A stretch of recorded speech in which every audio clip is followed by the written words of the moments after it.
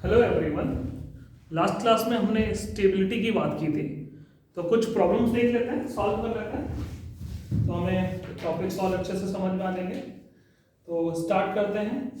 ये प्रॉब्लम पहले नोट करते हैं।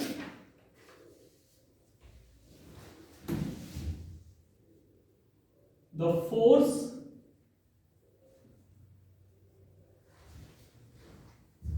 between two atoms, the force between two atoms in a diatomic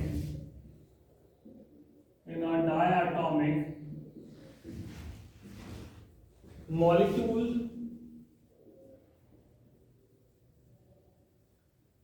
can be represented approximately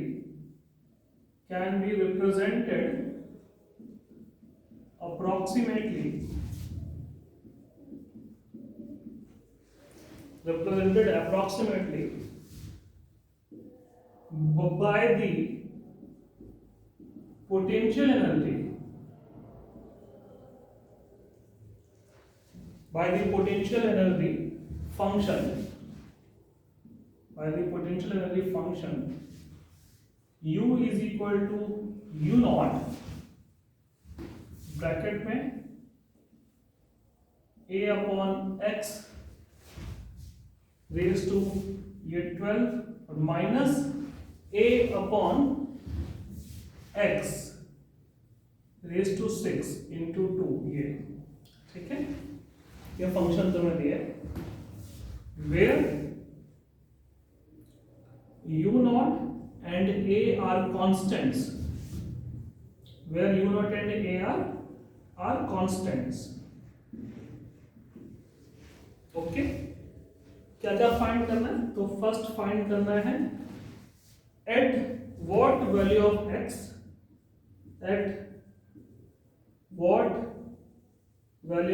x, is the potential energy zero, is the potential energy zero. Okay, second क्या है? Find the force,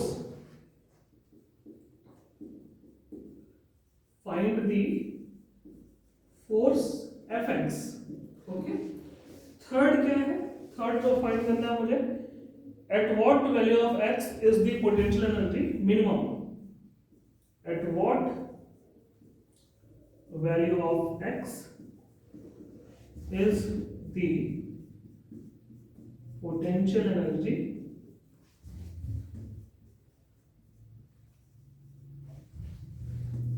minimum.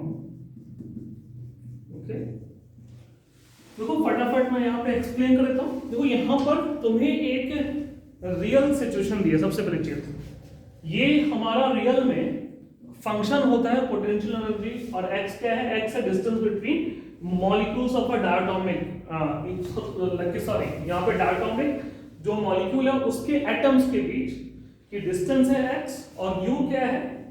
उस system की potential energy है। तो ये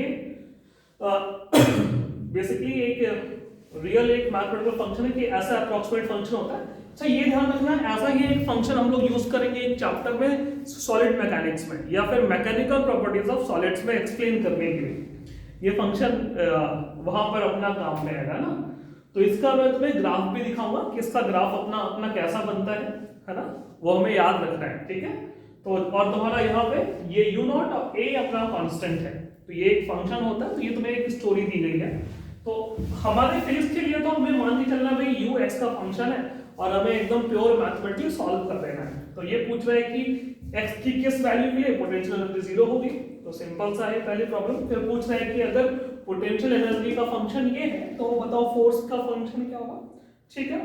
और third है कि यहाँ पर x की किस वैल्यू के लिए पोटेंशियल एनर्जी मिनिमम होगी, थर्ड ये है। तो एक बार इसको फटाफट ट्राई करते हैं ना, जल्दी से ट्राई करते हैं, फिर करते हैं डिस्कस। चलो देखो सॉल्व करते हैं एक एक करके ये सारे के सारे पार्ट सॉल्व करते हैं। तो फर्स्ट पार्ट क्या आता है? फर्स्ट पार्ट बहुत ही सिंपल सा पूछा है। फर्स्ट पार्ट में क्या पूछा है कि ये for what, like basically value of x potential energy zero होगा, तो we have to find x when u is zero. तो बेसिकली अब मैं यहाँ पर ये मुझे अगर पोटेंशियल एनर्जी का फंक्शन दिया है तो what I am going to do, मैं u को यहाँ पे जीरो पुट कर दूंगा। तो u को जीरो पुट किया तो मुझे सिर्फ x निकालना है, तो उसको सॉल्व करना है। तो ऐसा कुछ अपना ये इक्वेशन आएगी, इसमें देखो आगे सॉल्व करेंगे तो जब u नॉट को यहाँ भेजूंगा तो 0/u0 तो वो भी जीरो आएगा। तो हम ये बोल सकते हैं कि ये पार्ट जीरो है, ये पार्ट जीरो होने का मतलब क्या है कि ये पार्ट इज इक्वल टू ये पार्ट। तो यहाँ से सिंपल सब डायरेक्टली ले सकते हैं कि a by x raise to ये 12 is equal to 2 into a by x raise to 6। अगर मैं यहाँ पर इसको सॉल्व करता हूँ, सॉरी ये a बाय x है, तो इसको सॉल्व करता हूँ तो यहाँ पर ये 6 2 हम ये 12 कर सकते हैं। तो बेसिकली ये पूरा का पूरा यहाँ पोर्शन अपना कट जाएगा, ये पूरा कट जाएगा है ना ऐसे, तो वहां पर अपना 2 आ जाएगा। तो बेसिकली अब वहां से मुझे स्क्वायर हटाना है तो ये आ जाएगा a बाय x, बेसिकली ये ऐसा आ गया, जो स्क्वायर हटाना है तो यहाँ पर ये रूट आ जाएगा। तो वी कैन राइट कि भाई a by x is equal to root 2 या फिर x is equal to a by root 2। x is equal to, यहाँ पे तुम प्लस माइनस साइन लगा सकते हो, जब मैं ये हटा रहा हूँ तुम्हें पता है ना प्लस माइनस साइन, अभी नहीं सॉरी जब मैं यहाँ पे ये करूंगा ये, ठीक है। तो मैं x की वैल्यू बोल सकते हो plus minus a by root 2। x की किस वैल्यू के लिए, x की किस वैल्यू के लिए, plus minus a by root 2 के लिए।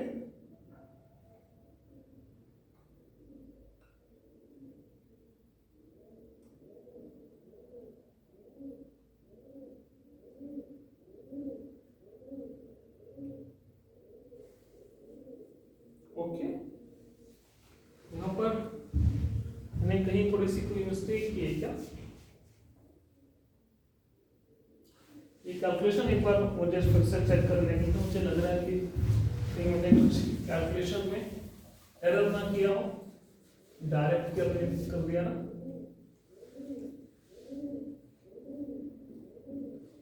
और फिर तुम लोग करेक्शन भेजोगे हाँ, तो ये देख लेता हूँ, इसको मैं हम लोग लिख सकते हैं a बाय 6 की पावर 6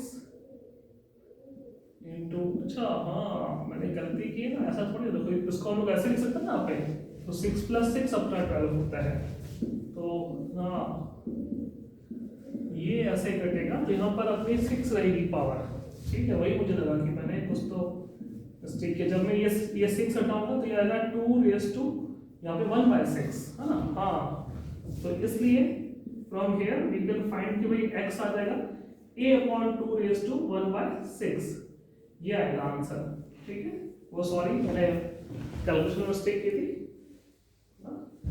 जल्दबाजी में, वही मुझे लगा कि ऐसे हम कैंसिल कर रहे हैं, यहाँ पर ये 12 है तो 12 को हम 6 + 6 लिखते हैं है ना पावर में, और उसको फिर ऐसे अलग अलग सेपरेट कर सकते हैं। तो ये अपना फर्स्ट वाले पार्ट का आंसर है, ये नोट कर लो सब लोग, ठीक है।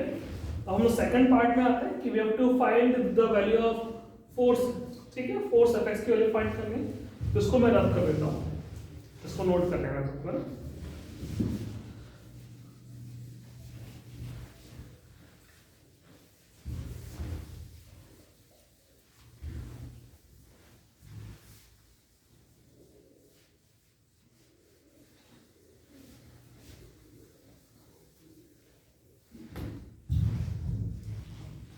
इसके बी पार्ट में आता है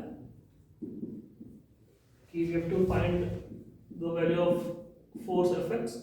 तो एफएक्स का फॉर्मूला क्या होगा, तो ये होगा माइनस ऑफ ये du/dx, ओके। ये फॉर्मूला होगा, ये फॉर्मूला भी हम पढ़ चुके हैं, तो मुझे सिर्फ उसको डिफरेंशिएट करना है, ठीक है। तो यहाँ पे हम क्या सीख रहे हैं कि हमारे यहाँ पे डिफरेंशिएशन की स्किल्स हमारी अगर ठीक ठाक होंगी तभी हम प्रॉब्लम सॉल्व कर पाएंगे, अदरवाइज फिर हमसे मैथमेटिकल मिस्टेक हो जाएगी, भूल हो जाएगी, ये ध्यान रखना, ठीक है। तो हमें डिफरेंशिएशन की स्किल्स हमें सही रखनी है। तो यहाँ पर ये तो अपना कांस्टेंट है, ये u0 तो अपना कांस्टेंट है, और ये जो डिफरेंशिएशन का ऑपरेटर है वो अंदर जाएगा, तो हमें इस पार्ट को भी डिफरेंशिएट करना है, a by x raise to a power 12 और माइनस ये 2 कांस्टेंट, और हमें इस वाले पार्ट को भी डिफरेंशिएट करना है, ठीक है, ये हमें डिफरेंशिएट करना है। अच्छा, अब मुझे यहाँ पर इस पावर को ऊपर नीचे मैं लिख देता हूँ, मैं यहाँ पे हर स्टूडेंट के हिसाब से सारे स्टेप दिखा देता हूँ, ठीक है। तो a रेज टू अपना 12 ऐसे बाहर ले लेंगे और अंदर बचेगा d by d x of 1 upon x raise to 12, पर इसको जब मैं ऊपर भेज दूंगा तो ये हो जाएगा x रेज टू -12, ठीक है।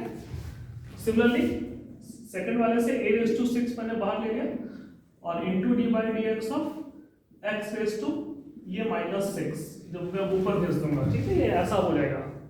अब आगे सॉल्व करते हैं, तो डिफरेंशिएट कर लेते हैं। तो इसका डिफरेंशिएशन क्या आएगा, तो n नहीं, ये n आगे आ जाता है, n x raise to n -1, तो -12 और -1, और ये -2 a रेज टू 6, ये आ जाएगा n x raise to n -1, okay, ठीक है। सिंपल सा हमने यहाँ पर डिफरेंशिएशन का कौन सा फॉर्मूला यूज किया, तो मैं सब स्टूडेंट को फिर से एक बार याद दिलाना चाहता हूँ। ये हमने फॉर्मूला पढ़ा था, d by d x of x raise to n, क्या था फॉर्मूला इसका, ये था n x raise to n -1, ये फॉर्मूला था। d by d x of x raise to का फॉर्मूला क्या था, n into x raise to n -1।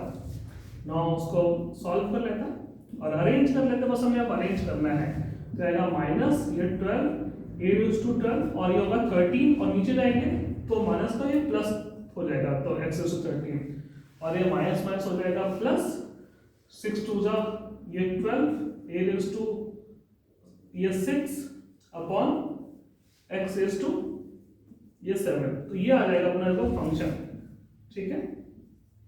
ये हम बोल सकते हैं कि मेरा आ गया फाइनल आंसर, है ना। हर स्टूडेंट इसको ध्यान से देख ले, ध्यान से इसको नोट कर ले, कोई जल्दबाजी की बात नहीं है, आराम से देख लो, ठीक है। तुम्हें ये समझ में आना चाहिए, ओके। ये है हमारा du अपॉन dx की वैल्यू, ठीक है, ये पूरी वैल्यू जो हमने डिफरेंशिएट करके रखी है, ठीक है ना। तो इसको नोट करते हैं, फिर आते हैं सी पार्ट पे, इसको जल्दी से नोट करते हैं, फिर आते हैं सी पार्ट पे।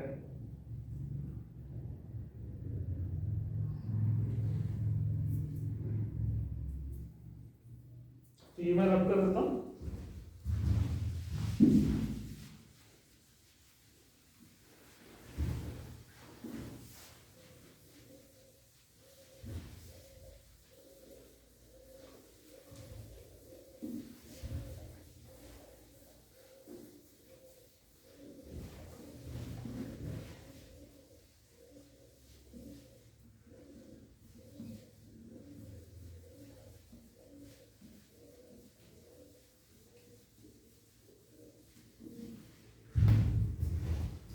देखो सी पार्ट पे क्या करना है, मुझे बता रहा है कि पोटेंशियल एनर्जी की मिनिमम वैल्यू क्या होगी, ठीक है।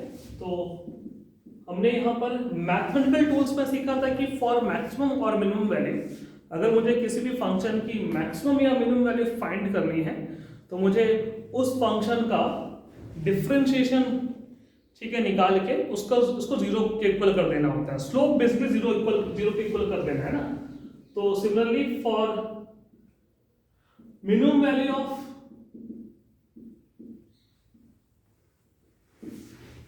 u, for minimum value of u, du by dx को मुझे क्या कर देना, जीरो कर देना है, ठीक है। अच्छा, हमने ये जो स्टेप नंबर में जो अपना यहाँ पे b पार्ट है, देखा जाए तो हमने b पार्ट में ऑलरेडी du upon dx हम फाइंड कर चुके हैं। देखो बी पार्ट में हम क्या फाइंड कर रहे थे, हम फाइंड कर रहे the value of fx। fx का फॉर्मूला क्या था, वो था यहाँ पे माइनस ऑफ du बाय यहाँ dx।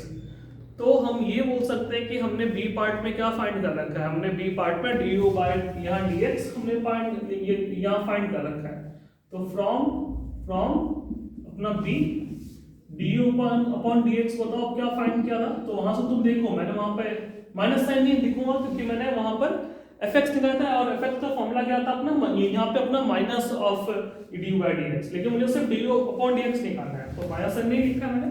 तो u naught a raise to अपना 12 क्या था ये 12 into a raise to 12 upon x raise to 13, ये शायद यहाँ पे माइनस था, यहाँ प्लस था, और ये था ये 12 a raise to 6 upon x raise to ये 7।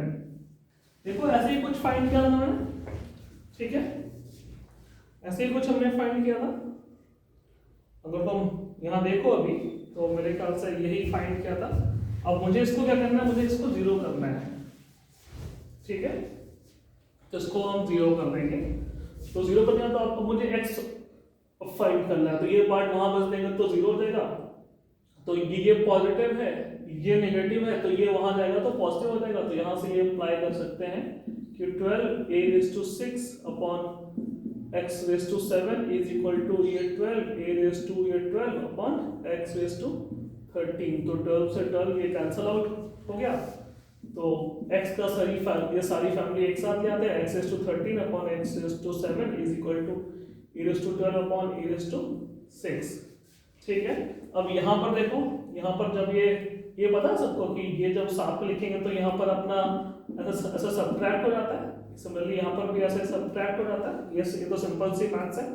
तो ये आ जाएगा तुम्हारा 7 प्लस 6 तो 13, ये 12 माइनस 6 तो 6, तो यहाँ पे x पे लिखा, x पे आ गई a। तो हम यहाँ पे ये बोल सकते हैं कि x की वैल्यू जब a होगी तब मेरा पोटेंशियल एनर्जी क्या आएगी भाई, पोटेंशियल एनर्जी मेरी यहाँ मिनिमम आएगी, है ना। इस फंक्शन के लिए x की वैल्यू जब a होगी तो पोटेंशियल एनर्जी मिनिमम आएगी। अच्छा, बहुत सारे स्टूडेंट्स अब ये सोच रहे हैं कि सर हमने चेक तो किया नहीं, जबकि हमने बेसिक जो मैथमेटिक्स थी उसमें हमने ये भी सीखा था कि हमें यहाँ पर बेसिकली चेक भी करना पड़ता है कि अपनी ये मतलब कि जो भी वैल्यूज आ रही है वो अपनी मिनिमम यहाँ पे वैल्यूज अब देगी या मैक्सिमम वैल्यूज देगी। तो मैंने वहाँ पे क्या सिखाया कि हमें यहाँ पे डबल डिफरेंशिएट करना होता है, फिर हमें रखना होता है। लेकिन फिजिक्स में क्या ध्यान रखना है, जब हमसे बोल दिया गया कि मिनिमम वैल्यू निकालनी है और जब एक ही वैल्यू आ रही है, जब एक ही वैल्यू आ रही है, एक्स की तो सिर्फ एक ही वैल्यू आ रही है, इट मींस कि इस वैल्यू के लिए अपनी पोटेंशियल एनर्जी मिनिमम होगी। फिजिक्स में ये फायदा होता है। अब देखो यहाँ पे क्या होता है कि अगर एक्स की और भी वैल्यूज आ रही होती तो मुझे फिर यहाँ चेक करना पड़ता कि इसके लिए मिनिमम है या उसके लिए मैक्सिमम, तब मुझे यहाँ पे डबल डिफरेंशिएट करना पड़ता। लेकिन फिजिक्स में मुझे अभी यहाँ पे डबल डिफरेंशिएट अब नहीं करना पड़ेगा। अब मुझसे कहा गया कि मिनिमम निकालो, और मैंने जब डिफरेंशिएट करके जीरो किया, एक्स की एक ही वैल्यू आ रही है तो इसी के लिए यू मिनिमम होगा, है ना, हम बोल सकते हैं। क्यों? क्योंकि ऑब्वियस बात है कि मैंने यहाँ पर कोई गलत सवाल तो पूछा नहीं होगा तुमसे, ठीक है। तो एक्स की इस वैल्यू के लिए यू अपना क्या होगा, मिनिमम होगा। कोई पूछे कि यू की मिनिमम वैल्यू बताओ कितनी होगी, तो एक्स की इस वैल्यू के लिए, है ना, एक्स की इस वैल्यू के लिए यू क्या होगा, मिनिमम होगा। और कोई पूछे कि मिनिमम वैल्यू ऑफ यू होगी कितनी, तो कितनी होगी, तो मुझे यहाँ पर बस x को कितना पुट करना है, x को पुट करना है, a पुट करना है, तो u मिनिमम कितना होगा, तो हमारे इस फंक्शन में x को a पुट कर दो।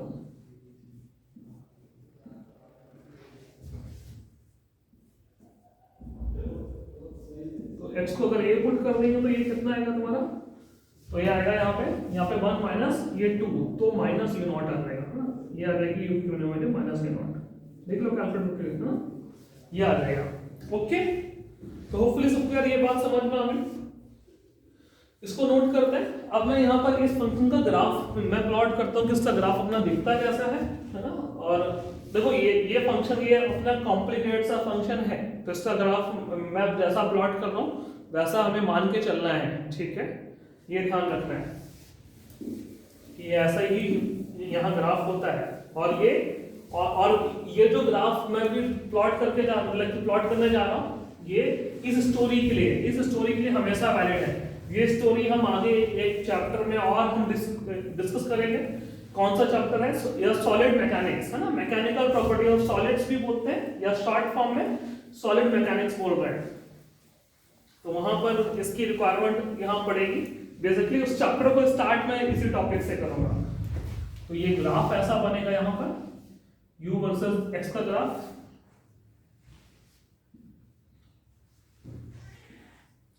ये ग्राफ कुछ ऐसा होता है ना, और जब x की वैल्यू a के इक्वल होगी इस फंक्शन के लिए, तब u की वैल्यू क्या होगी, मिनिमम होगी, कितनी है, ये माइनस यहाँ यू नॉट मिनिमम होगी। इट मीन्स कि हम ये भी बोल सकते हैं कि जब x की वैल्यू a है तब सिस्टम तुम्हारा किसमें होगा, सिस्टम तुम्हारा स्टेबल इक्विलिब्रियम पोजीशन में होगा ना, क्योंकि मैंने क्या बताया था कि स्टेबल इक्विलिब्रियम पोजीशन पे जो पोटेंशियल एनर्जी होती है सिस्टम की वो क्या होती है, मिनिमम होती है। और यहाँ पे हम ये देख सकते हैं कि इस वाले केस में अनस्टेबल वाली कंडीशन तो अपनी ऐसे तो पॉसिबल नहीं है,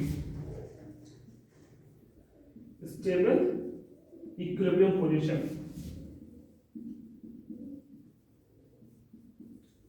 ठीक है। यहां पे हम ये भी बोल सकते हैं कि at x equal to a अपना सिस्टम किसमें होगा, स्टेबल इक्विलिब्रियम पोजीशन में होगा। और एक चैप्टर आएगा ऑसिलेटरी मोशन, है ना, और ऑसिलेटरी मोशन का स्टार्टिंग यहां से होती है कि कोई भी सिस्टम अगर अपनी स्टेबल इक्विलिब्रियम पोजीशन में है ना तो वही सिस्टम सिर्फ और सिर्फ ऑसिलेट कर सकता है। ये स्टेटमेंट ध्यान से सुनना, कोई भी सिस्टम या कोई भी अपनी बॉडी स्टेबल इक्विलिब्रियम पोजीशन में है ना तो अपनी यहाँ पर वही बॉडी या वही सिस्टम क्या कर सकता है, ऑसिलेट कर सकता है, ऑसिलेटरी मोशन शो करता है वही सिस्टम, है ना। ऑसिलेटरी मोशन या वाइब्रेटरी मोशन बोल दो, और है ना, या फिर हार्मोनिक मोशन बोल दो, तो अपना वही system harmonic motion, oscillatory motion या वाइब्रेटरी मोशन शो करता है, जो सिस्टम किसमें, जो सिस्टम अपनी स्टेबल इक्विलिब्रियम पोजीशन में होता है, ठीक है, ओके। तो उसकी स्टोरी हम उस चैप्टर में हम पढ़ेंगे, है ना, यहाँ पर डिटेल में जाने से कोई मतलब है नहीं। तो इस वाली प्रॉब्लम से मैंने दो चीज बताई, एक तो एक चैप्टर आएगा सॉलिड मैकेनिक्स, उसकी शुरुआत होगी, और एक चैप्टर आएगा तुम्हारा ऑसिलेटरी मोशन, उसकी भी अंडरस्टैंडिंग के लिए, है ना, हमें ये चाहिए कि हर सिस्टम अगर स्टेबल इक्विलिब्रियम पोजीशन में है तो वो ऑसिलेटरी मोशन करेगा। तो उसको नोट करते हैं और अगली प्रॉब्लम पे आते हैं। तो अगली प्रॉब्लम पे आते हैं।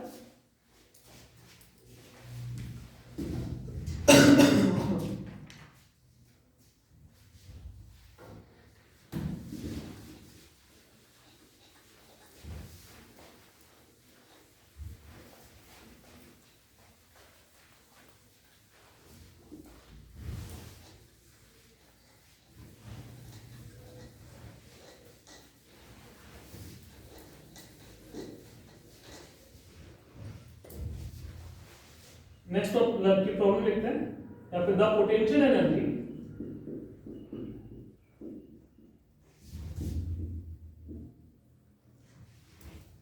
ठीक है, the potential energy of a particle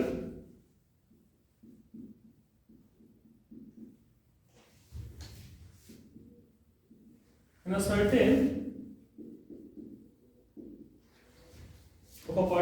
certain field has form u is equal to a upon r square, ठीक है, minus b upon r,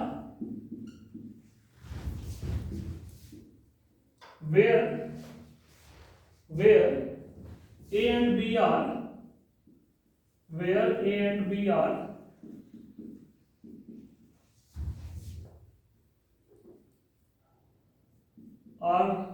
positive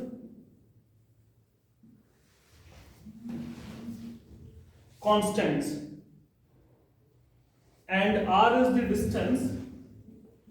and r is the distance, from the center of the field,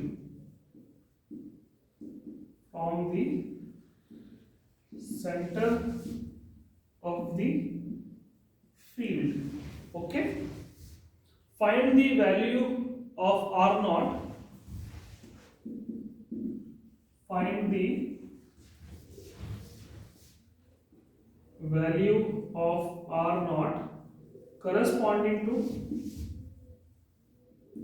corresponding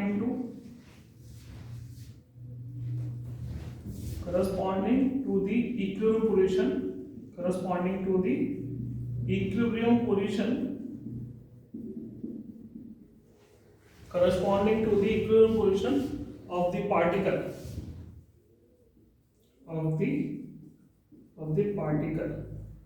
देखो यहां पर मैंने आगे भी लिखा है एग्जामिन। अब ये भी मुझे बताना है, क्या बताना है, एग्जामिन वेदर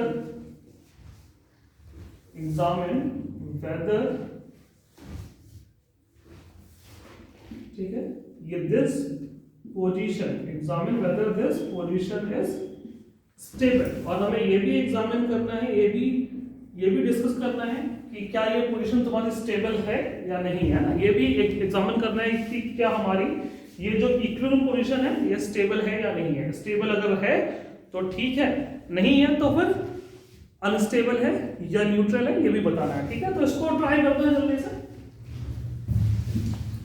और ये सब प्रॉब्लम्स में हमें समझ आ रहा है कि हमें कैसे यहाँ पे मैथमेटिकल प्रॉब्लम्स हमें कैसे मिलती है, और हमें यहाँ पर जो हमने बेसिकली पिछली क्लास में हमने कॉन्सेप्ट सीखा वो कैसे अप्लाई करना है। तो जल्दी से उसको ट्राई करते हैं। अच्छा, सब लोग ये ध्यान रखना है कि ट्राई करने के लिए वीडियो को तुम्हें पॉज करना है ना। ठीक है, वीडियो को पॉज कर लेना है, फिर ट्राई करना है। मैं इसका अब सॉल्यूशन कर रहा हूँ। ठीक है, अगर तुमने ट्राई कर लिया तो आगे देखो, अदरवाइज अभी भी तुम वीडियो को पॉज करो और पूरी कोशिश करो। ओके, तो मुझे पोटेंशियल एनर्जी का फंक्शन दिया है। पहले मुझे बताना है कि कि हमारी इक्विलिब्रियम पोजीशन हमारी कहाँ पे होगी। सबको पता है कि इक्विलिब्रियम पोजीशन का मतलब क्या है, एक ऐसी पोजीशन जहां पर हमारा जो फोर्स है वो जीरो होना चाहिए, हमारा जो फोर्स है वो जीरो होना चाहिए। ठीक है, तो पहले हमें फोर्स निकालना पड़ेगा। तो यहाँ पर फोर्स का फॉर्मूला होता है minus of d u by d r, ये होता है फोर्स का फॉर्मूला। और फिर इसको जीरो कर देंगे। तो पहले तो डिफरेंशिएट कर लेते हैं। तो अपना फंक्शन क्या है, a upon r square minus b upon, और उसको डिफरेंशिएट करेंगे तो ये ऑपरेटर को हम अंदर भेज देंगे। तो ये क्या आएगा तुम्हारा, ये आएगा यहाँ पर माइनस a तो अपना कांस्टेंट है into d by d r of 1 by r square, तो उसको ऊपर भेजेंगे तो ये हो जाएगा r रेज़ टू -2। और ये जब अंदर जाएगा तो माइनस माइनस का ये प्लस हो गया, b कांस्टेंट है और d बाय ये डी आर और 1 बाय आर का हो जाएगा r रेज़ टू ये -1। ओके, उसको सॉल्व करते हैं तो ये होगा माइनस है, ये हो जाएगा n into x raise to n minus 1। हम वही फॉर्मूला यूज करा सिंपल सा। सिमिलरली यहां पर भी करेंगे तो n into x raise to n minus 1। सबको डिफरेंशिएशन तो समझ में आ रहा है, ये बहुत ही सिंपल से डिफरेंशिएशन है। x रेज़ टू n का डिफरेंशिएशन कर रहे हैं हम लोग, है ना। तो माइनस माइनस ये हो गया प्लस, तो ये f लिख रहा था, f is equal to 2a into r raise to -3, और ये प्लस इंटू माइनस तो minus b into r raise to -2। Okay, ये तुम्हारा आ गया फोर्स का फॉर्मूला। अब आगे देखो, at equilibrium position at equilibrium position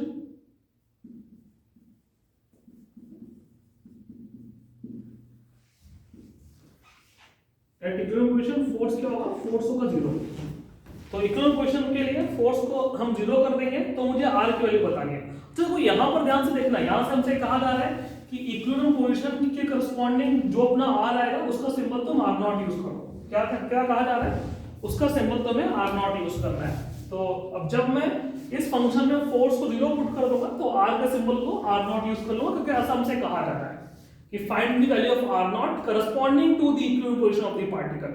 it means कि बेसिकली जब हमने पार्टिकल की इक्विलिब्रियम पोजीशन फाइंड कर रहे हैं तो जो उसकी जो पोजीशन आ रही है ना, उसका सिंबल हमें क्या यूज करना है, r नॉट यूज करना है। तो सिंपल सा है कि मैं इस फंक्शन में f को जीरो पुट कर दूंगा, ठीक है, और जहां पर r है वहां पे मैं r नॉट लिख दूंगा।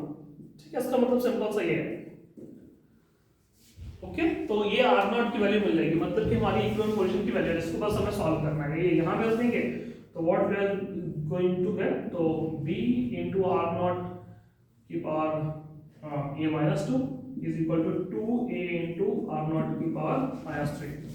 अब सॉल्व करते हैं कि सॉल्व कैसे यहां करेंगे। तो ये यहां भेज देंगे तो ये आ जाएगा r नॉट की पावर 3 इंटू ये आर नॉट की पावर -2 तो है, और बी को वहां भेज देंगे तो जाएगा 2a अपॉन बी। इसको सॉल्व करेंगे तो ये 3 और -2 तो अपना 1 बचेगा, तो सिंपल सा आर नॉट कितना आ जाएगा 2a बाय बी।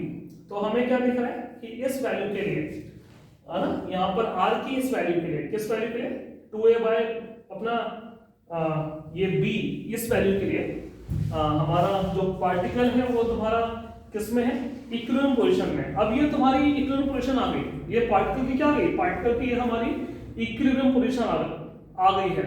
अब मुझे ये पता करना है कि ये इक्विलिब्रियम पोजीशन तुम्हारी स्टेबल है, अनस्टेबल है या न्यूट्रल है, ये पता करना है। तो ये कैसे पता करेंगे, तो वही चीज है कि मुझे अब यहाँ पर बेसिकली डबल डिफरेंशिएट करना पड़ेगा, है ना, पता करने के लिए। ये समझ में आ रहा है, ठीक है। तो इसको नोट कर दें पहले, फिर मैं आगे बढ़ता हूँ। देखो देखा जाए तो मैंने क्या किया, मैंने f को 0 किया, तो देखा जाए तो मैंने du अपॉन dr को ही तो 0 किया है। f को 0 करने का मतलब क्या है, du अपॉन dr को 0 करना है। तो बेसिकली हमने डिफरेंशिएट करके 0 किया, तो हमारी क्या आ गई, हमारी यहाँ पर एक ऐसी वैल्यू आ गई जिसके लिए u जो है वो मेरा यहाँ पर मैक्सिमा भी हो सकता है, मिनिमा भी हो सकता है ना। लेकिन ये पता है कि इस वैल्यू के लिए u इन दोनों में से कुछ ना कुछ होगा, मैक्सिमा या मिनिमा। अगर इस वैल्यू के लिए u मिनिमा हुआ, अगर इस वैल्यू के लिए u मिनिमा हुआ तो हमारी स्टेबल इक्विलिब्रियम पोजीशन है। अगर इस वैल्यू के लिए u मेरा यहाँ पे मैक्सिमम हुआ तो हमारी अनस्टेबल इक्विलिब्रियम पोजीशन है ना, ठीक है। तो उसकी बात कर लेते हैं कि पोजीशन अब है कैसी, स्टेबल है या अनस्टेबल है। तो सबको इतना तो समझ में आ गया। तो यहाँ पे हम लोग यहाँ पर अब चेक करते हैं मैंने, तो चेक करने के लिए मैंने क्या बताया था, मैंने बताया था कि हम यहाँ पर ये डबल डिफरेंशिएशन करेंगे, ये फाइंड। इसका मतलब क्या, उसका मतलब होता है d by D r of du by D R. du by D R मैं ऑलरेडी ये फाइंड कर चुका हूँ। देखा जाए तो इस वैल्यू को हम du बाई डी आर बोल रहे हैं, तो ये d by D r of du by D R मतलब कि 2a इंटू आर की पावर -3 और माइनस b इंटू आर की पावर ये -2 है ना। इसको हमें डिफरेंशिएट करना है, तो उसको डिफरेंशिएट करेंगे तो 2 ये तो कांस्टेंट है, वो आएगा यहाँ पे -3 r रेज टू देखो -4 n -1 तो -3 और -1 तो -4 और minus b into -2 r raise to -3, ठीक है। ये आ गया मेरा, इसको at r is equal to r naught. अब मैं यहाँ पर r की जगह क्या पुट कर दूंगा, r नॉट की वैल्यू क्या है तुम्हारी 2a by b at r is equal to r naught. मैं फाइंड करने वाला हूँ d square u upon dr square, ये कितना आने वाला है। तो उसको सॉल्व करते हैं, तो आएगा -6a into 2a upon b की पावर ये -4 और minus plus 2b into 2a upon b की पावर -3 है। इसको कैलकुलेट करते हैं कि ये वैल्यू मेरी यहाँ पर ऐसे पॉजिटिव आ रही है, नेगेटिव आ रही है या जीरो आ रही है। अगर जीरो आएगी ये वैल्यू तो तुम्हारी न्यूट्रल इक्विलिब्रियम पोजीशन है ना, याद है सबको, मैंने लास्ट क्लास में लिखा था। और ऐसे हम फाइंड करते हैं मैथमेटिकली ना। लास्ट क्लास में जैसे कि हमने कॉन्सेप्ट सीखा था, लेकिन समझ में नहीं आ रहा था कि कैसे करते हैं। यहाँ पे देखो हमारी अंडरस्टैंडिंग बन रही है, उसको सॉल्व करना है। ये हो जाएगा b रेज़ टू 4 अपॉन 2 2 जा 4 2 जा 8 2 जा 16 इंटू a रेज़ टू 4 और plus 2b into b raise to 3 upon 2 2 जा 4 2 जा 8 into a raise to 3। Solve करने पर ये कैंसिल आउट हो गया, तो ये आ गया तुम्हारा ये 2 2 3 जा 6 अपॉन 2 8 जा 16 है ना, और ये लगेगा 2b cube upon 8a cube. इसको अगर सॉरी ये हो जाएगा, ये पावर 4 हो जाएगा 2b की power 4 b into b cube b की पावर 4। ये सॉल्व करने का आंसर देखो, ये आएगा यहाँ पे माइनस b की पावर 4 अपॉन 8a की पावर क्यूब। देखो ये वैल्यू क्या है, नेगेटिव आ रही है, मतलब कि d square u upon dr square क्या आ रहा है, लेस देन 0 आ रहा है ना। लेस देन 0 आ रहा है तो क्या होगा तुम्हारा, बता दो मेरे से, लेस देन 0 के लिए क्या होगा भाई,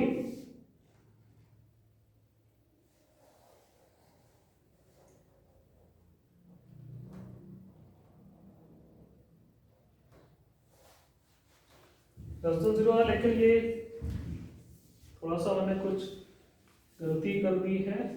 मुझे यहाँ पे du, मुझे गलती क्या कर दी यार, मुझे यहाँ पे du अपॉन dr लिखा था और ये वैल्यू तो तुम्हारी यहाँ पे इसकी minus of du upon dr है।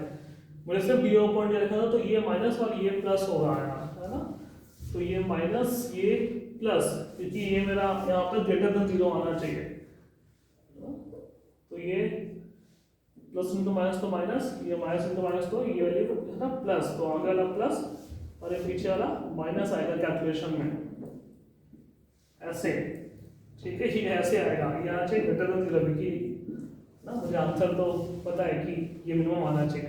तो मुझे यहाँ पर ध्यान रखना है du अपॉन dr पुट करना है, और मैंने यहाँ पर पहले minus of du upon dr put कर दिया था। ये क्या, ये सब चीजें ध्यान रखनी है। ये सब बस इसलिए गलती हो गई क्योंकि मैं ऐसे पीछे रब कर देता हूँ, और जब हम लोग नोटबुक पे लिख रहे हैं तो हमारे पास यहाँ पर पीछे फंक्शन दिख रहा है साफ साफ, तो माइनस प्लस की गलती नहीं होगी। तो ये क्या आ रहा है, ग्रेटर देन 0 आ रहा है। क्या आ रहा है भाई, d square u upon d square greater than 0 आ रहा है। इसका मतलब क्या, इसका मतलब है hence and r is equal to r not, ठीक है। u इज मिनिमम, u क्या है तुम्हारा, u क्या होगा, u मिनिमम होगा। so our equilibrium position is, position is stable equilibrium position. So our equilibrium position is stable equilibrium position. तो हमारी जो equilibrium position है वो हमारी क्या है, वो हमारी stable equilibrium position है ना। हमारी जो इक्विलिब्रियम पोजीशन है वो क्या है हमारी, वो स्टेबल इक्विलिब्रियम पोजीशन होगी। ओके, तो ऐसे हम पता करेंगे। होपफुली सबका ये यहाँ पर मैथमेटिक्स अब समझ में आ रही है कि हम कैसे यहाँ पर फाइंड करने वाले हैं। तो अगली प्रॉब्लम में आता है, लिस्ट को नोट करते हैं और अगली प्रॉब्लम में आता है, ठीक है। तो ये मैं रब करना और सबको होपफुली ये चीजें समझ में आ गई। तो आप यहाँ पर अभी एक दो प्रॉब्लम इसी टाइप की करने वाले हैं, और तुम्हें बस ये दिख रहा है कि यार इन सब प्रॉब्लम है ना, बस यहाँ पे सर को बस ये फंक्शन चेंज करना है। अगर हमें पता करना है तो हमें बस यहाँ पर मैथमेटिकली ऐसे सॉल्व कर देना है ना।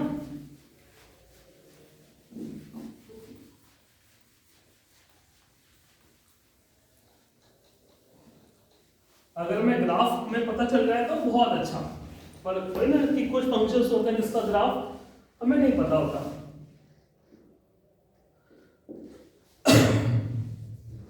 तो जैसे ये आते हैं, इस प्रॉब्लम में आता है, लिखते हैं आप problem.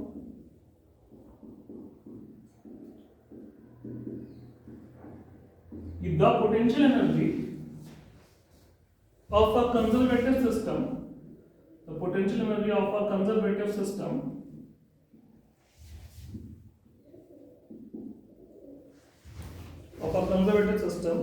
is given by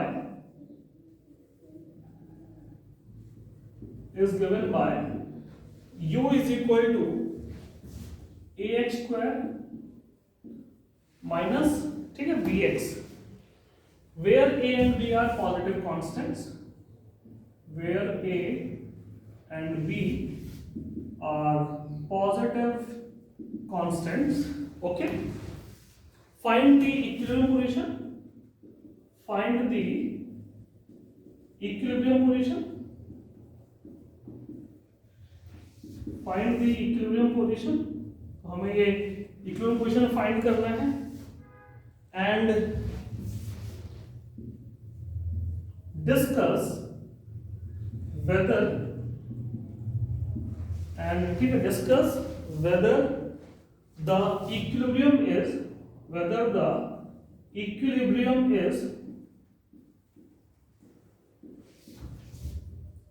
stable, unstable और न्यूट्रल। स्टेबल, अनस्टेबल और न्यूट्रल। और हमें यह भी डिस्कस करना है कि हमारा जो इक्विलिब्रियम है वो स्टेबल है, अनस्टेबल है या न्यूट्रल है। ओके, हमें ये भी करना है डिस्कस। तो ये ट्राई करो जल्दी से, जब तक मैं ये क्वेश्चन रब कर देता हूँ।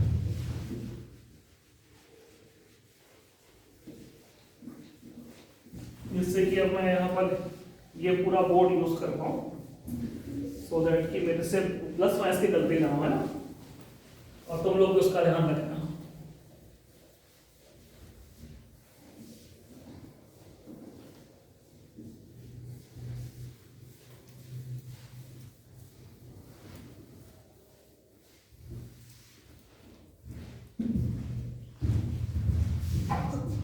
होपफुली देखो सबने ट्राई कर लिया होगा, अगर नहीं किया तो अभी आगे मत देखो, ट्राई करो, वीडियो को रोक के देखो, मैं सॉल्व करता हूँ, मैं सॉल्यूशन लिखता हूँ। तो मुझे सबसे पहले ये तो पता है कि भाई एट इक्विलिब्रियम पोजीशन जो फोर्स होना चाहिए हमारे पार्टिकल पे या सिस्टम पे वो 0 होना चाहिए, ठीक है, ये अपने कॉन्सेप्ट होता है। और फोर्स का फॉर्मूला क्या होता है? फोर्स का फॉर्मूला होता है minus of du upon dx लिखेंगे, क्योंकि देखो u x का फंक्शन है, तो du अपॉन dx लिखना है ना, ठीक है, तो ये लिखेंगे। तो मैं यहाँ से देखो, अब मैं ध्यान से देखो, अब मैं क्या कर रहा हूँ, मैं सबसे पहले ना du अपॉन dx निकाल ले रहा हूँ, ठीक है, क्योंकि मुझे इसका डबल डिफरेंशिएशन भी करना पड़ेगा ये पता करने के लिए कि स्टेबल है या न्यूट्रल है। तो du अपॉन dx निकालते हैं, तो d बाई dx, तो जिससे कि मुझसे प्लस और माइनस की गलती ना हो, तो यहाँ पे u की वैल्यू पुट कर देंगे ax स्क्वायर माइनस bx, उसका डिफरेंशिएट करेंगे, a कांस्टेंट है, x स्क्वायर का होगा 2x माइनस b कांस्टेंट है, x का होगा डिफरेंशिएशन और यहाँ 1, तो फाइनली du अपॉन dx आ गया 2ax माइनस b, ये आ गया हमारा du अपॉन dx। सो f क्या आ जाएगा, f आ जाएगा minus of du upon dx, ये रहेगा यहाँ पर बेसिकली माइनस ऑफ 2ax और माइनस b, ये आ जाएगा तुम्हारा ये यहाँ पर ऐसा, ये आ गया f का फॉर्मूला, ठीक है, ये आ गया b माइनस 2ax, ये आ गया f का फॉर्मूला। ओके, ये सब आपको समझ में आया, f का फॉर्मूला आ गया। तो for equilibrium position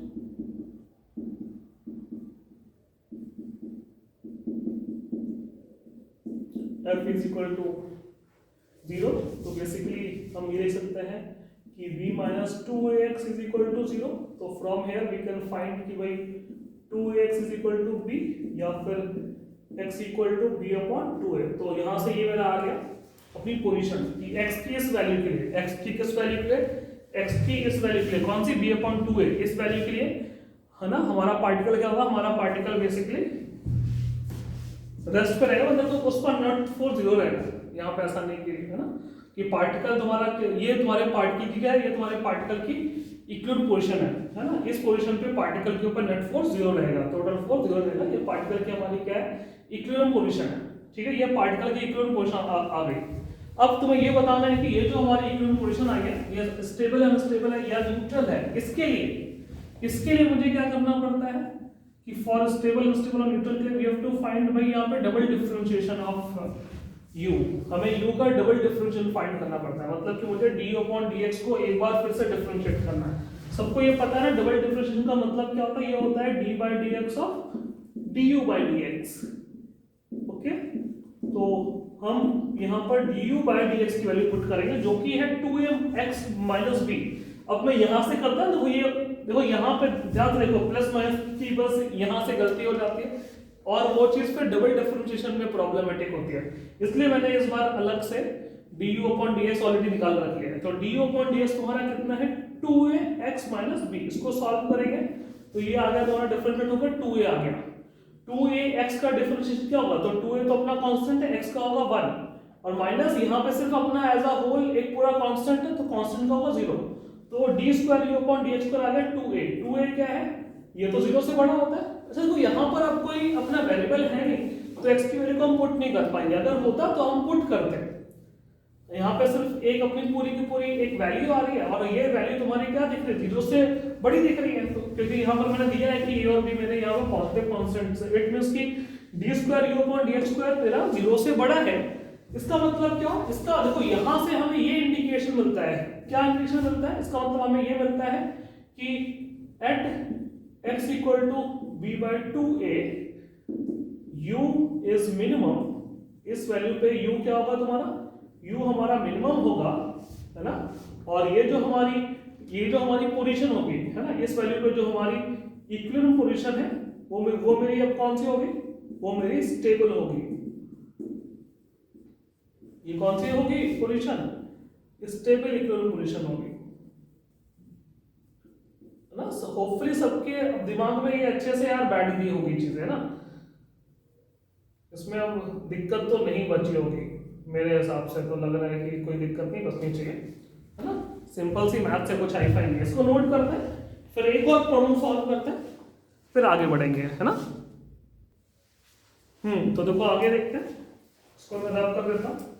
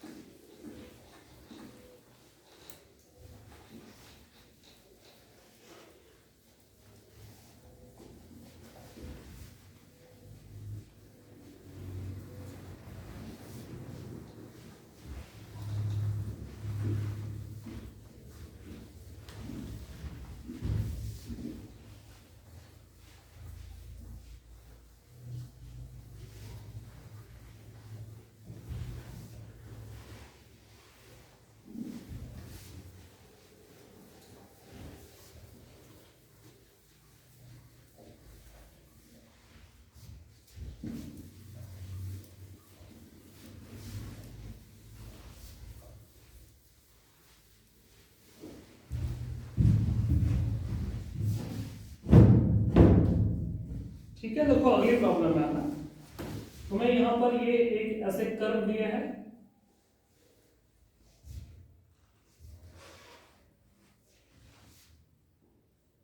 potential energy versus x का एक हमें ये कर्व दिया है,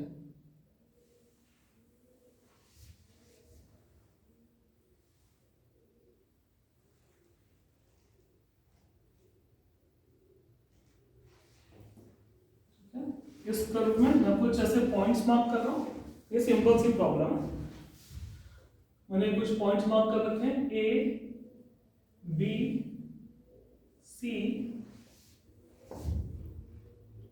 डी ई। मुझे ये बताने हैं, पहले ये बताना है कि फोर्स जो है एफएक्स वो इन पॉइंट्स में फोर्स क्या होगा, एफएक्स क्या होगा इन पॉइंट्स में, पहले वो बताना है ना, ये पॉजिटिव नेगेटिव या जीरो, पहले मुझे एफएक्स बताना है कि एफएक्स क्या होगा, कहां पर, ये जो तुम्हारे बेसिकली इंडिकेटेड पॉइंट्स हैं एट दी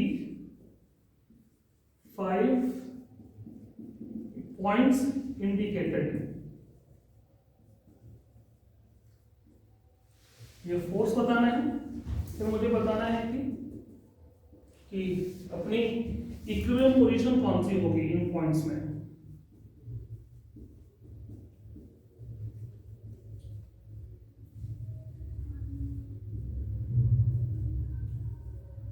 इक्विलिब्रियम पोजीशन वही स्टेबल, अनस्टेबल और न्यूट्रल, इसकी बात करनी है कि इनमें से कौन से इंडिकेटेड पॉइंट्स में स्टेबल होगी, कौन से इंडिकेटेड पॉइंट्स में अनस्टेबल होगी, और किस पॉइंट्स में न्यूट्रल होगी, ये बताना है। ओके, तो देखो बहुत आसान सा है। अगर मैं फोर्स की बात करनी है तो ध्यान से सुनते हैं, फोर्स की बात अगर हमें करनी है तो एफएक्स का फॉर्मूला क्या होता है, वो होता है minus of d you upon D x.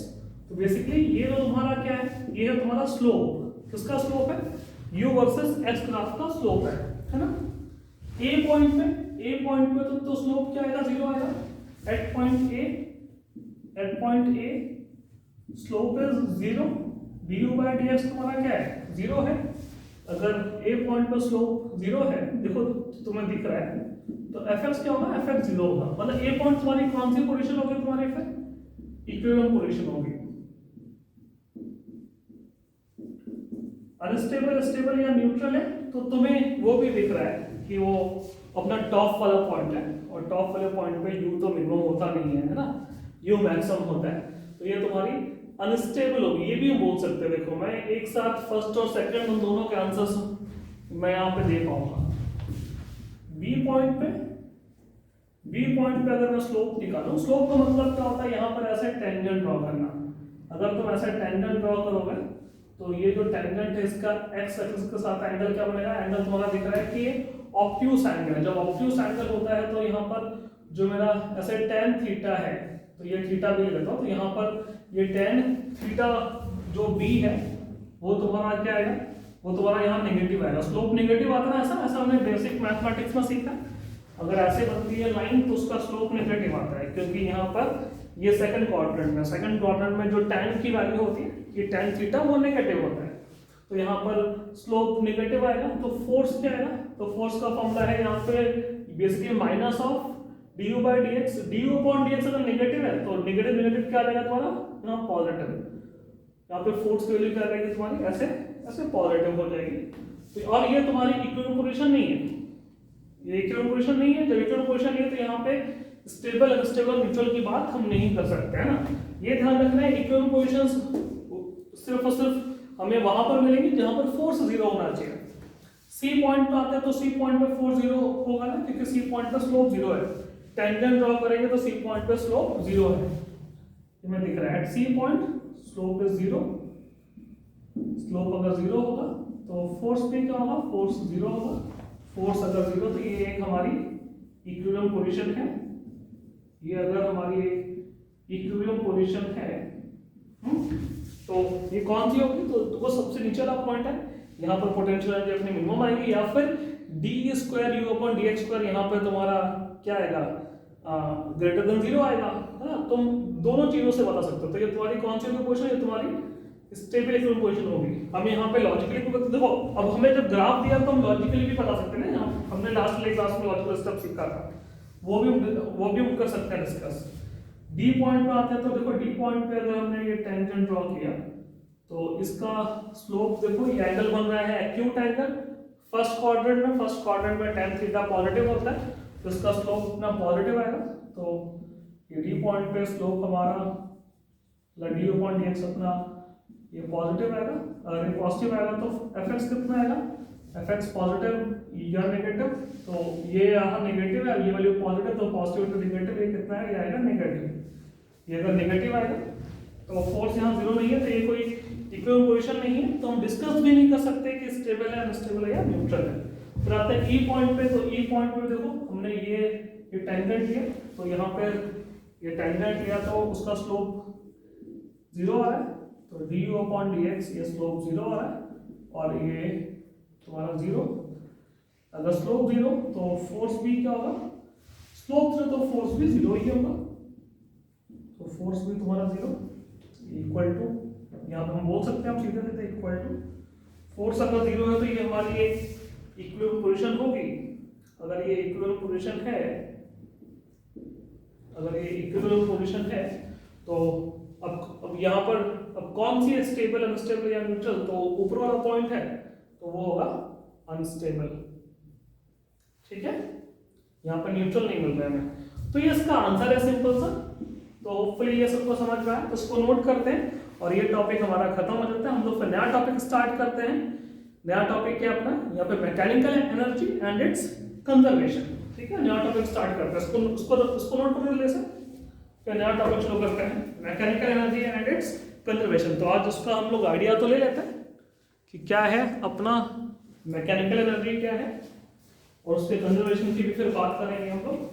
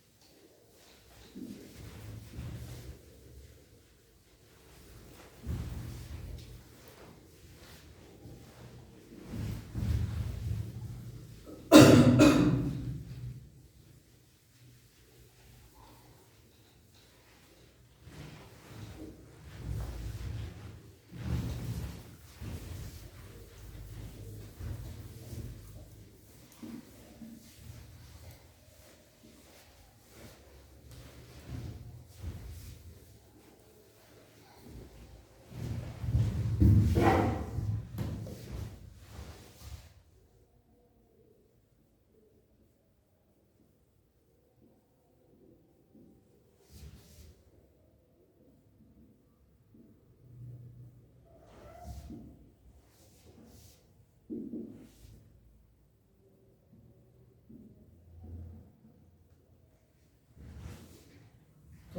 हम मैकेनिकल एनर्जी की बात करेंगे और फिर हम उसके कंजर्वेशन की बात करेंगे। तो मैकेनिकल एनर्जी कैसे डिफाइंड है, तो बहुत ही सिंपल सा है, हमने लोअर स्टैंडर्ड्स में भी पढ़ा है। मैकेनिकल एनर्जी कैसे डिफाइंड है, mechanical energy E of an object और system, mechanical energy of an object या फिर और ब्रैकेट में लिख लो है ना, और सिस्टम इज defined as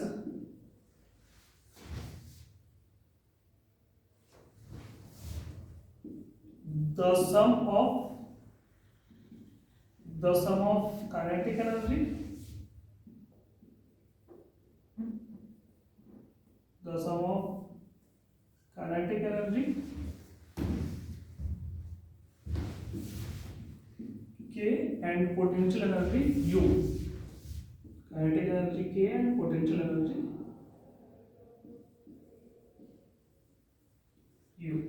तो ये सिंपल सी चीज है कि मैकेनिकल एनर्जी क्या है, तो किसी भी एक बॉडी की बात करो या सिस्टम की बात करो, तो उस बॉडी या सिस्टम की जो भी यहाँ पर काइनेटिक एनर्जी है वो, और उस बॉडी या सिस्टम की जो भी पोटेंशियल एनर्जी। अब ये ध्यान रखना कि यार पोटेंशियल एनर्जी ना कोई एक वैल्यू तो होती नहीं है, वो हमें देखना पड़ता है कि जो हमारी यहाँ पे बॉडी है या सिस्टम है वो कौन सी कंजर्वेटिव फील्ड में है, या फिर वो स्प्रिंग से कनेक्टेड है या नहीं है।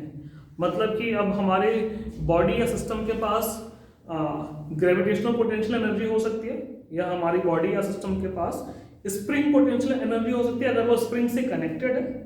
Gravitational potential energy because of gravitational field is a conservative field. ठीक है, एक और आएगा थर्ड, पर थर्ड अभी नहीं आएगा, अभी प्रॉब्लम्स में नहीं इंक्लूड करेंगे, वो तो हम लोग 12th स्टैंडर्ड में पढ़ेंगे। Electrostatic potential energy is because of electrostatic field भी मेरी एक कंजर्वेटिव फील्ड है। तो मैं ये बोल सकता हूँ कि हमारे पास अभी के लिए दो एग्जांपल्स हैं जहां पर हमारे पास दो फील्ड्स हैं जो कंजर्वेटिव है। हमारे पास यहाँ पे टू फील्ड्स हैं which are conservative, electrostatic field and gravitational field. इन दोनों फील्ड्स की अभी हमने कोई भी डिस्कशन नहीं किया है ना। प्रॉब्लम्स में हम लोग ऐसे वर्ड लिख लेते हैं कि भाई और बोल देते हैं, पर अभी तक मैंने फील्ड का डिस्कशन नहीं किया, तो उसको दिमाग में रखना है। फील्ड का डिस्कशन आगे करेंगे, बेसिकली 12th स्टैंडर्ड में करेंगे, ठीक है, क्योंकि हम लोग अभी फील्ड की बात नहीं कर रहे हैं, ठीक है ना। तो बेसिकली ग्रेविटेशनल फील्ड या इलेक्ट्रोस्टैटिक फील्ड, उसकी बात तो 12th स्टैंडर्ड में करेंगे, तो वहां जाकर हमें पता चल, वो है तो छोटी सी बात, इतनी कोई बड़ी बात नहीं है। और अभी हमारी प्रॉब्लम सॉल्विंग स्किल्स में इसका कुछ हिंड्रेंस भी नहीं आएगा, कुछ भी यहाँ दिक्कत नहीं आने वाली है ना। ये बात तुम लिख के ले लो, कोई दिक्कत नहीं आने वाली है, लेकिन हम तभी पढ़ेंगे और तभी ज्यादा मजा आएगा, है ना। तो देखो ये सिंपल सा फॉर्मूला है कि टोटल एनर्जी का मतलब क्या है, टोटल मैकेनिकल एनर्जी का मतलब क्या है कि सिस्टम की जो यहाँ काइनेटिक एनर्जी है, या फिर हमारी अगर हम किसी एक ऑब्जेक्ट की बात करें तो उस ऑब्जेक्ट की जो काइनेटिक एनर्जी है, और उस ऑब्जेक्ट के पास जो भी पोटेंशियल एनर्जी हो, आइदर तुम्हारी ग्रेविटेशनल हो या तुम्हारी स्प्रिंग हो या इलेक्ट्रोस्टैटिक हो, या फिर यहाँ पे इनका बेसिकली कॉम्बिनेशन भी हो सकता है। ऐसा नहीं कि सिर्फ एक ही हो सकती है, ग्रेविटेशनल प्लस स्प्रिंग भी हो सकती है, gravitational plus spring plus electrostatic भी हो सकती है। तो पोटेंशियल एनर्जी ना ऐसा नहीं कि सिर्फ एक है ना, उस सिस्टम के पास या उस बॉडी के पास एक से ज्यादा भी पोटेंशियल एनर्जी उससे लिंक हो सकती है। ओके, ये ध्यान रखना, ये तो अभी आगे समझ में आएगा। अब हम बात करते हैं इसके कंजर्वेशन की, अब हम बात करते हैं कंजर्वेशन की, कंजर्वेशन ऑफ मैकेनिकल एनर्जी।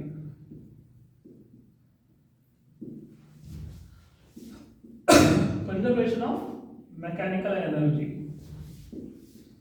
वो मैकेनिकल एनर्जी कंजर्वेशन की बात कर रहे हैं। अच्छा, अब हमने ये याद हो कि हमने इससे पहले सिर्फ एक और कंजर्वेशन का हमने लॉ पढ़ा है।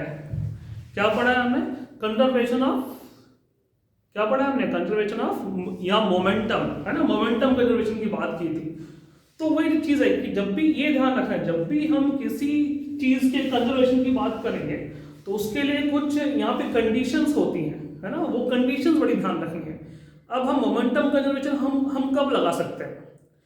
एक किसी ऑब्जेक्ट का मोमेंटम अब कब होगा? जब उस ऑब्जेक्ट पर टोटल एक्सटर्नल फोर्स जीरो होगा तो उसका मोमेंटम कंजर्व रहेगा। ये चीज सिस्टम के लिए भी एप्लीकेबल है। एक सिस्टम का मोमेंटम कंजर्व, यहाँ मोमेंटम अब कब कंजर्व रहेगा? जब उस सिस्टम के ऊपर कोई भी एक्सटर्नल फोर्स नहीं होगा। मतलब कि सिस्टम के ऊपर अगर टोटल एक्सटर्नल फोर्स जीरो होगा तो उस सिस्टम का मोमेंटम कंजर्व रहेगा। सिमिलरली अब हम लोग बात करने वाले हैं मैकेनिकल एनर्जी के कंजर्वेशन की। तो उसके लिए क्या कंडीशन है? उसके लिए क्या कंडीशन है, पहले उस पर जाते हैं कि हमारे एक ऑब्जेक्ट की या सिस्टम की मैकेनिकल एनर्जी अब कब कंजर्व रहेगी, उसकी बात कर लेते हैं। तो सबसे पहले मैं लिखना चाहता हूं कि वर्क काइनेटिक एनर्जी थ्योरम क्या है, जो हम लोग पढ़ चुके हैं। सबसे पहले मैं यहाँ पर मेंशन कर देता हूँ कि वर्क और काइनेटिक एनर्जी थ्योरम क्या है। तो वर्क काइनेटिक एनर्जी थ्योरम जो हमने ऑलरेडी यहाँ पर पढ़ी थी, क्या थी, याद है सबको ना?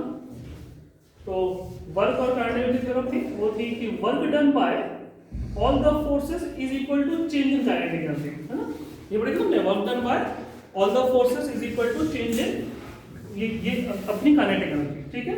इसमें वर्क डन में ऑल द फोर्सेस की अगर हम बात करें तो मैं इसको यहाँ पर ब्रॉडली क्लासिफाई कर लेता हूँ कि यहाँ पे ऑल द फोर्सेस में हम ये बोल सकते हैं कि सिस्टम पे हमारे कंजर्वेटिव फोर्सेस अप्लाई हो रहे हो तो work done by conservative force system पे, या फिर एक बॉडी की, हम किसी भी एक बॉडी की बात कर ले तो उस पर हमारे अगर नॉन कंजर्वेटिव फोर्स अगर उस पर अप्लाई हो रहा है तो work done bye non conservative forces, या फिर हमारे सिस्टम पे या फिर बॉडी पे एक्सटर्नल फोर्स अप्लाई हो रहा है तो work done by external force, ठीक है, या फिर सिस्टम पे या फिर बॉडी पे इंटरनल फोर्सेस अप्लाई हो रहे हो। तो ये हम ब्रॉडली जो भी सारे फोर्सेस है ना, ये सब ये चार अपने क्लासिफिकेशंस में आ जाएंगे, है ना। जो भी सारे फोर्सेस हैं वो सिस्टम, देखो जब सिस्टम की बात कर रहे हैं तो उस सिस्टम के इंटरनल फोर्सेस की बात कर सकते हैं। एक सिंगल बॉडी की बात कर रहे हैं तो उसके इंटरनल फोर्सेस की बात करने का कोई मतलब नहीं है, ठीक है ना। तो वहां पर हमें पता है कि अगर एक सिंगल बॉडी की बात करें तो इसकी बात की जरूरत नहीं है। हाँ, अब सिस्टम की भी बात कर रहे हैं तो भी ये वैल्यू, है ना, यहाँ पे मोस्ट ऑफ दी सिनेरियोस में जीरो होती है और अपने सिनेरियोस में जीरो ये रहेगी हमेशा, ठीक है। इंटरनल फोर्स यहाँ पे work done by internal force on a system is zero. तो ये हो गया अपना वर्क और काइनेटिक एनर्जी थ्योरम कि this is equal to change in kinetic energy.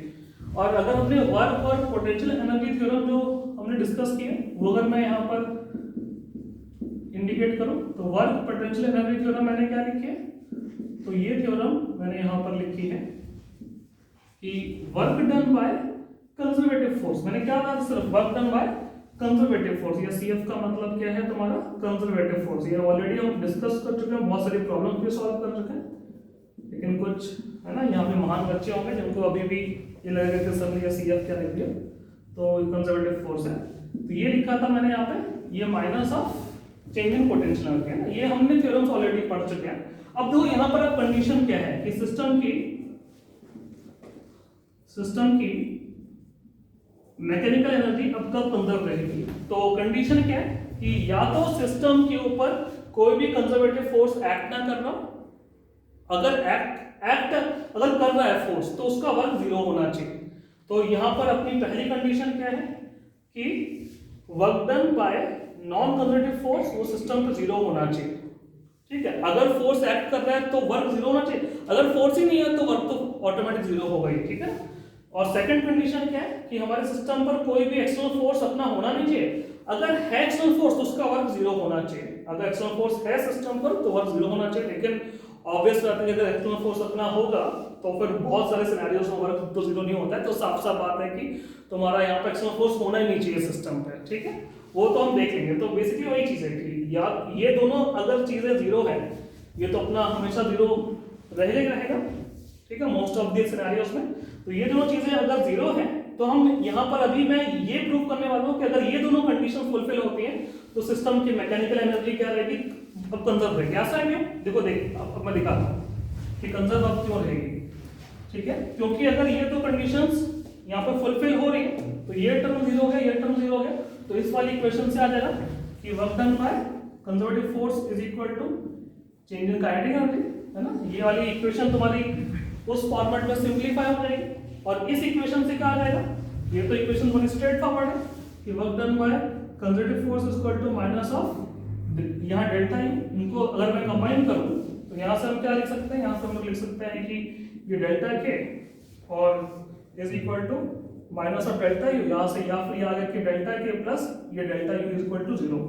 फिर भी तुम्हें लग रहा होगा कि सर ये कहाँ पे अपनी मैकेनिकल एनर्जी कंजर्वेशन शो कर रहा है, इसलिए ये शो कर रहा है। अब डेल्टा कितने का मतलब क्या है कि ये final kinetic energy minus initial kinetic energy. सबको मैं बता चुका हूँ कि यहाँ पे डेल्टा एक्स का मतलब क्या होता है कि final value minus initial value, ये तो हम लोग बहुत ही स्टार्टिंग से पढ़ते आ रहे हैं।